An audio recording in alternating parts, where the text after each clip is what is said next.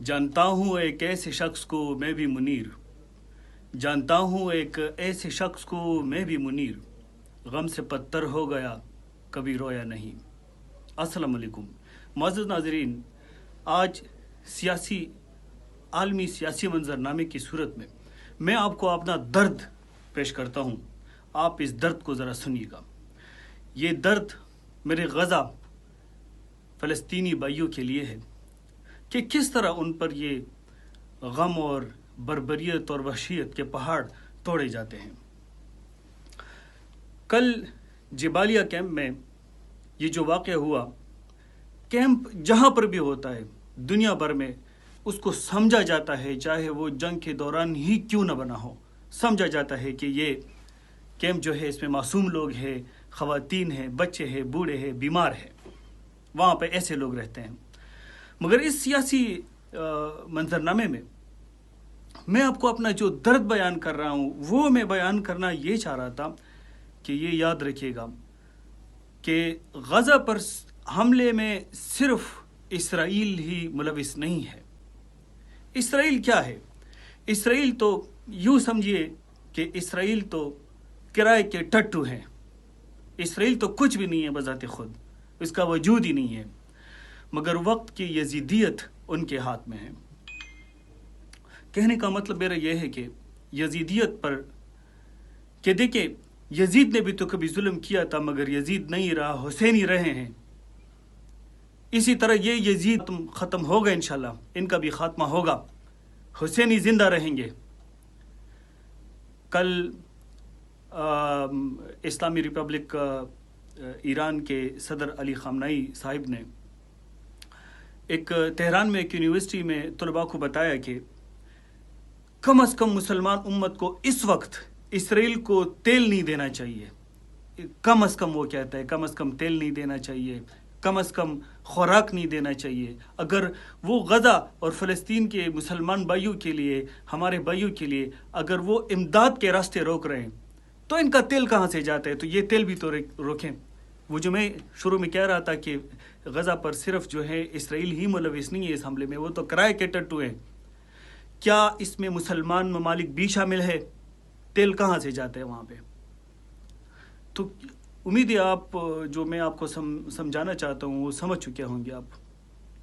Jordan जो कि एक मुल्क है, इस्लामी मुल्क है, जो है वहाँ पर क्या है, उनके 4 बाउंड्रीज़ में से एक बाउंड्री जो है वो इसराइल के साथ मिलती है। पिछले दिन एहतजाज के तौर पर उन्होंने अपना सफ़ीर इसराइल से बुला लिया है। तो ये एक एहतजाज के तौर पर उन्होंने एक कार्रवाई की है, मगर ये काफ़ी नहीं है। अब आपको तुर्की के शहज़ादा रजब तय्यब एर्दोगान आपको हीरो लग रहा होगा, मगर आप ये भी तो सोचें ना कि इसराइल से सबसे ज़्यादा प्रोडक्ट कौन लेता है, सबसे ज़्यादा इसराइली मसनूआत ख़रीदता कौन है? वो जो मैं कहना चाह रहा था कि इसराइली जो हैं वो किराए के टट्टू हैं, वो अकेले में नहीं है हमला करने वाले, इनके साथ और भी बड़े सारे लोग हैं।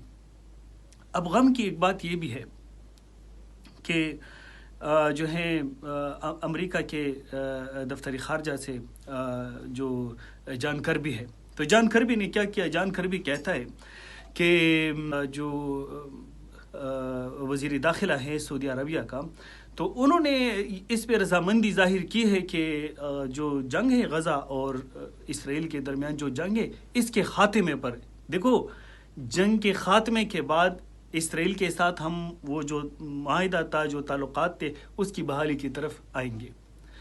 तो आप समझे कि सौदा हो चुका है, ये सौदा हो चुका है, मुसलमानों की, गज़ा की, फ़लस्तीन का सौदा हो चुका है। इस तरह नहीं है कि इसराइल वाले उठे और उन्होंने हमले शुरू किए, ये हमले इससे पहले भी कई दफ़ा हो चुके हैं। तो कल तक, परसों तक 9,000 से ज़ायद जो हमारे मुसलमान भाई शहीद हो गए हैं। तो याद रखें यजीद भी कभी ज़िंदा था और यजीदों के लिए भी वो काम करने वाले वो आज नहीं हैं। इसी तरह आज के यजीद के साथ इनके साथी भी आने वाले वक्तों में नहीं होंगे, इंशाल्लाह हुसैनी ज़िंदा रहेंगे।